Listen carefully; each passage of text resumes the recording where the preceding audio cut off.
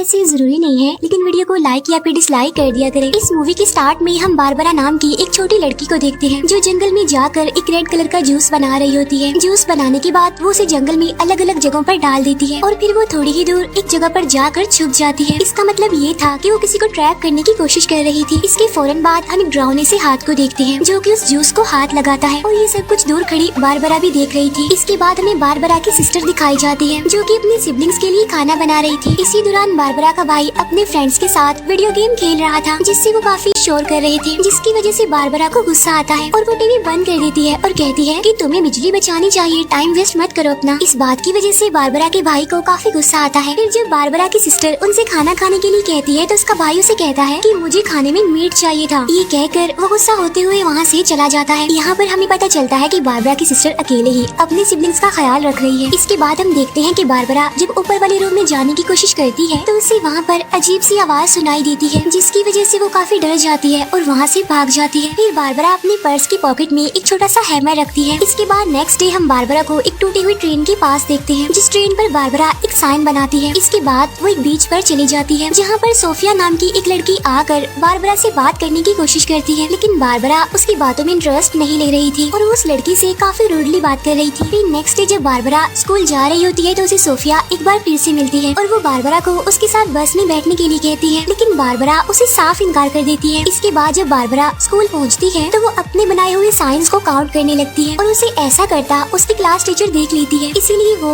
Barbara का पीछा करती है क्योंकि बारबरा तो काफी अजीब ही बिहेव कर रही थी। इसके बाद बारबरा जब लंच कर रही होती है तो उसके पास एक लड़की आकर उसे बुली करती है और उसे परेशान करने की कोशिश भी करती है। तब इस बात से परेशान होकर बारबरा उसके हाथ पर स्पिट करती है जिसकी वजह से उस लड़की को काफी गुस्सा आता है और वो बारबरा को मारने लगती है, लेकिन तभी बारबरा की टीचर उसे अपने पास बुला लेती है जिसकी वजह से वो बच जाती है। फिर बारबरा जब अपनी टीचर के पास जाती है तो उसकी टीचर तो उससे काफी अच्छे से बिहेव करती है और वो बारबरा से बात करने की भी कोशिश करती है, लेकिन बारबरा तो उससे भी काफी रूडली बात करती है और वहाँ से चली जाती है। अब बारबरा की ये बात उसकी टीचर को भी काफी बुरी लगती है। इसके बाद बारबरा जब पानी पी रही होती है तो वही बुली करने वाली लड़की फिर से वहाँ पर आ जाती है और वो फिर से बारबरा को मारने की कोशिश करती है, लेकिन बारबरा तो उससे बिल्कुल भी नहीं डर रही थी। लेकिन इससे पहले कि वो लड़की बारबरा को मारती वहाँ पर प्रिंसिपल आ जाते हैं जो उस बुली करने वाली लड़की को देखकर उसे एक हफ्ते के लिए सस्पेंड कर देते हैं। इसके बाद हमें एक बीच का सीन दिखाया जाता है जहाँ पर बारबरा के साथ सोफिया भी थी और इस बार बारबरा उसे गुस्से से बात नहीं करती बल्कि अब उन दोनों की दोस्ती हो चुकी थी और यहाँ पर सोफिया बारबरा की बहादुरी से काफी इम्प्रेस होती है क्योंकि उसने उस बुली करने वाली लड़की का काफी बहादुरी से सामना जो किया था। इसके बाद बारबरा सोफिया को जायंट्स की कहानी सुनाती है जिसमें सबसे पहले वो उस जायंट के बारे में बताती है जो सबसे पहले पैदा हुआ था कि वो तो साइज में बहुत ही बड़ा था, लेकिन अब क्योंकि वो अकेला था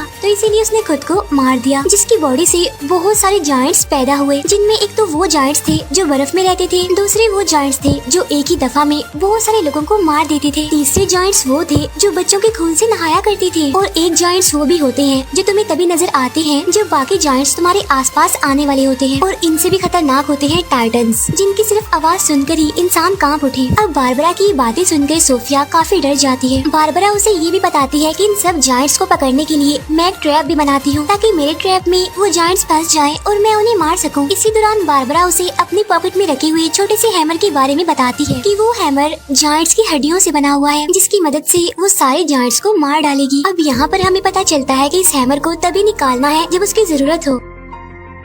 इसी दौरान सोफिया बारबरा की पॉकेट पर क्वास्की लिखा हुआ भी देखती है तो इसीलिए वो बारबरा से इस बारे में पूछती है, जिस पर बारबरा उसे बताती है कि असल में क्वास्की एक बास्केटबॉल प्लेयर था। तभी अचानक से बारबरा अपने आसपास बहुत सी अजीब चीजें नोटिस करती है तो इसीलिए वो वहाँ से जाने लगती है, जिस पर सोफिया उसे काफी रोकने की कोशिश भी करती है, लेकिन बारबरा उसे खुद से दूर रहने के लिए कहती है क्योंकि बारबरा का मानना था कि जो कोई भी उसके पास आता है तो उसे कोई न कोई नुकसान हो जाता है। इसके बाद बारबरा जब जंगल से गुजर रही होती है तो उसे वहाँ पर जायंट्स के होने का एहसास होता है, इसीलिए वो उस जायंट को ट्रैप करने की कोशिश करती है, लेकिन वो जायंट वहाँ से चला जाता है। इसके बाद बारबरा जब अपने घर वापस आती है तो उसे ऊपर वाले रूम से फिर से किसी चीज की आवाज सुनाई देती है तो इसीलिए वो हिम्मत करके वहाँ पर जाने की कोशिश करती है, लेकिन साथ साथ उसे वहाँ पर कोई बुला भी रहा था और तभी हम वहाँ पर एक अजीब सी चीज का शैडो भी देखते हैं जिसे देखकर बारबरा काफी घबरा जाती है और वहाँ से भाग जाती है। इसके बाद नेक्स्ट डे बारबरा फिर से अपनी टीचर से मिलती है और इस बार वो अपने टीचर से काफी अच्छे से बात करती है। अब यहाँ पर हम ये जान पाते हैं कि बारबरा को ऐसा लगता है कि लोग बेवकूफ हैं, इसीलिए तो वो लोगों से ज्यादा बात नहीं करती। इसके बाद जब बारबरा स्कूल में होती है तो बाय मिस्टेक उसकी वो पॉकेट खुल जाती है, वही पॉकेट जिसमें उसने वो हैमर रखा हुआ था। अभी देखकर बारबरा काफी घबरा जाती है क्योंकि उसे तो तभी खोलना था जब उसकी जरूरत हो। अब बारबरा जंगल की तरफ भागने लगती है, तब सोफिया उसे देख लेती है और वो भी उसके पीछे पीछे भागने लगती है। जंगल में जाकर बारबरा जब जायंट्स को ढूंढ रही होती है तो सोफिया उसे काफी समझाने की कोशिश करती है कि देखो ऐसी कोई भी चीज नहीं होती, लेकिन बारबरा उसकी बात नहीं मानती। इसके बाद उन्हें हिरन का मरा हुआ बच्चा मिलता है जिसकी बॉडी की हालत काफी खराब थी, जिसे देखकर बारबरा तो समझ जाती है कि इसे जायंट नहीं मारा है, लेकिन सोफिया ये देखकर काफी डर जाती है और वो बारबरा को अकेला ही वहाँ पर छोड़कर भाग जाती है। इसके बाद बारबरा को एक जायंट दिखाई देता है जो उसे बताता है कि तुम एक बच्ची हो और बहुत कमजोर भी, इसीलिए तुम अकेली जायंट्स का सामना कभी भी नहीं कर पाओगी क्योंकि जायंट्स बहुत जल्दी आ रहे हैं। तब ये सुनकर बारबरा काफी घबरा जाती है। इस नेक्स्ट सीन में हम बारबरा और उसकी टीचर को देखते हैं और जब उसकी टीचर बेसबॉल गेम का नाम लेती है तो बारबरा काफी दुखी हो जाती है और रोने लगती है। अब उसकी टीचर उससे बात करने की काफी कोशिश करती है, लेकिन बारबरा वहाँ से जाने लगती है। अब उसकी टीचर उससे बार बार सवाल करने लगती है, जिसकी वजह से बारबरा को काफी गुस्सा आ जाता है और वो अपनी टीचर को स्लैप कर देती है और वहाँ से भाग जाती है। इसके बाद हम देखते हैं कि बारबरा अपने ख्यालों में इतना ज्यादा खोई होती है कि जब सोफिया उससे बात करने की कोशिश करती है तो बारबरा उसे भी पंच मार कर गिरा देती है। अब इस बात की वजह से सोफिया को बहुत गुस्सा आता है और वो वहाँ से भाग जाती है। इसके बाद बारबरा जब अपने घर जाती है तो उसकी सिस्टर उसका अजीब बिहेव देखकर उससे कहती है कि मैं तुम्हारी हेल्प करना चाहती हूँ, अगर तुम्हें स्कूल में कोई परेशान करता है तो तुम उसका सामना करो। लेकिन बारबरा उसकी भी एक बात नहीं सुनती और वहाँ से चली जाती है। अब क्योंकि बारबरा ने सोफी को पंच मारा था, इसीलिए वो बुली करने वाली लड़की सोफिया को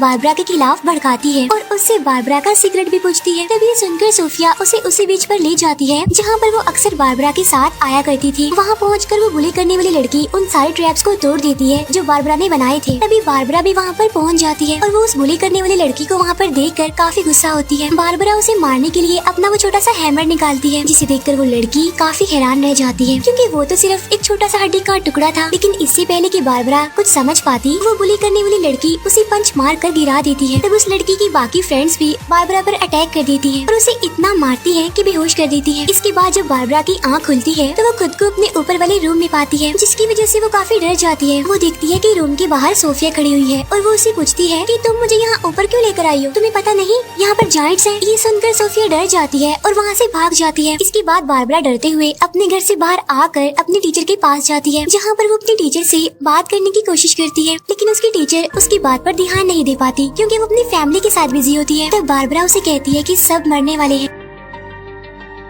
तभी ये सुनकर उसकी टीचर का हस्बैंड काफी गुस्सा हो जाता है। बारबरा की टीचर भी ये सुनकर काफी हैरान रह जाती है और उससे बात करने की कोशिश करती है, लेकिन बारबरा उसकी कोई भी बात सुने बगैर वहाँ से चली जाती है। इसके बाद हम देखते हैं कि बारबरा जायंट्स को पकड़ने के लिए अकेले ही जंगल में भाग रही होती है और वो एक जगह पर अपने आसपास नुकीली लकड़ियाँ लगाती है। इसके बाद वो जायंट्स के आने का वेट करती है। इसके बाद हम देखते हैं सोफिया को जो अपनी टीचर के पास जाती है और उन्हें लेकर वो जाती है बारबरा की सिस्टर के पास, क्योंकि बारबरा 2 दिनों से स्कूल नहीं आई थी। अब ये सुनकर बारबरा की सिस्टर काफी हैरान रह जाती है। इसके बाद सोफिया बारबरा के घर के अंदर जाती है, जहाँ पर उसे एक टेप रिकॉर्डर मिलता है, जिसे सुनने पर उसे पता चलता है कि क्वास्की ने एक टीम को हराया था और जिस टीम को उसने हराया था उसे जायंट्स कहते थे। क्वास्की यानी वही जिसका नाम सोफिया ने बारबरा की पॉकेट पर भी देखा था और ऐसा होने के बाद ही क्वास्की का नाम जायंट्स किलर पड़ गया। इसके बाद हम देखते हैं कि सोफिया जब बारबरा से मिलती है तो बारबरा उस पर काफी गुस्सा करती है क्योंकि सोफिया ने उसे धोखा दिया था और ये जो सब कुछ हो रहा था वो सोफिया की वजह से ही हो रहा था। और अब तो बारबरा के पास जायंट्स को रोकने के लिए वो हैमर भी नहीं है। तब बारबरा को एक बार फिर से वही जायंट दिखाई देता है जो उसे पहले भी दिखाई दे चुका था। इस बार वो जायंट्स बारबरा को धमकी देते हैं और उसे जंगल में आने के लिए कहते हैं। इसके बाद बारबरा जब उसे टूटी हुई ट्रेन में पहुंचती है जहां पर जायंट्स उस पर अटैक करने की कोशिश करते हैं, लेकिन वो अपनी बनाई हुई साइंस को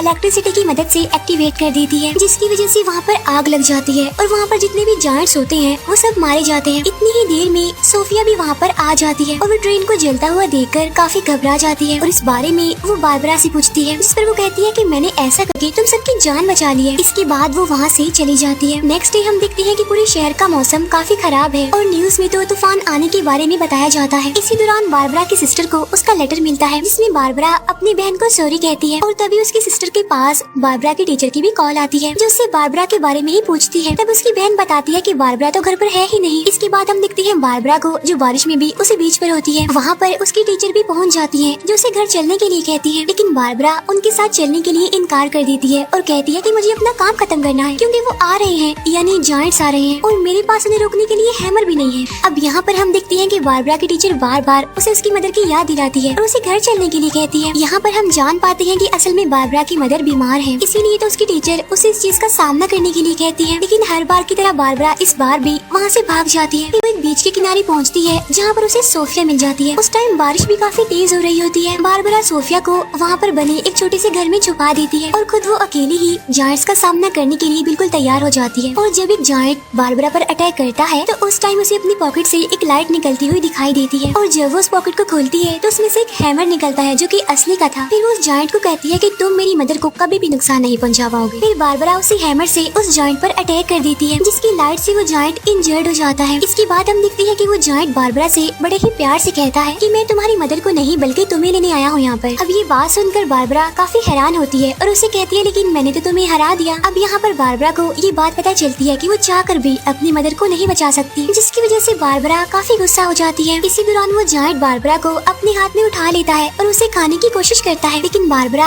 अपने हैमर से उस पर फिर से अटैक करती है जिसकी वजह से वो जायंट उसे नहीं खा पाता और वो जायंट वापस भी चला जाता है, जिसकी वजह से शहर का मौसम भी अब काफी बेहतर हो गया था। इसके बाद सोफिया बाहर आकर बारबरा को काफी आवाजें लगाती है और ठीक उसी टाइम बारबरा तो पानी में डूब रही होती है और उसे उस टाइम जायंट की आवाज भी सुनाई दे रही होती है जो उसे कह रहा होता है कि एक दिन तो सबने मरना है, इसीलिए जब तक तुम्हारे पास टाइम है तुम अपने हर एक मोमेंट को ऐसे जियो जैसे वो तुम्हारी जिंदगी का आखिरी पल हो। ये सुनकर बारबरा की जीने की उम्मीद फिर से जाग जाती है और इसीलिए वो पानी से बाहर निकल आती है। इसके बाद बारबरा हिम्मत करके ऊपर वाले रूम में जाती है और यहाँ पर हम देखते हैं कि इस रूम में कोई और नहीं बल्कि उसकी मदर है जिनकी हालत काफी खराब है, यानी वो काफी बीमार है। वो बारबरा को वहाँ पर देखकर काफी खुश होती है क्योंकि उन्हें लग रहा था कि वो कभी भी बारबरा से दोबारा नहीं मिल पाएंगी। इसके बाद बारबरा अपने बिहेव पर अपनी मदर से माफी मांगती है। इसके बाद हमें कुछ दिनों बाद का सीन दिखाया जाता है जहाँ पर बारबरा की मदर मर चुकी थी, जिससे बारबरा काफी दुखी होती है और रोने लगती है। इसके बाद जब वो अपने रूम में होती है तो उसे बाहर से किसी की आवाज सुनाई देती है और जब वो विंडो से बाहर देखती है तो वहाँ पर कोई और नहीं बल्कि वही जायंट था जो शायद बारबरा को देखने आया था, ये चेक करने के लिए कि बारबरा उसकी मदर के मरने के बाद ठीक है भी या फिर नहीं। तब बारबरा इमोशनल होते हुए उसे बताती है कि मैं बिल्कुल ठीक हूँ। इसके बाद वो जायंट वहाँ से चला जाता है और ये मूवी यहीं पर एंड हो जाती है।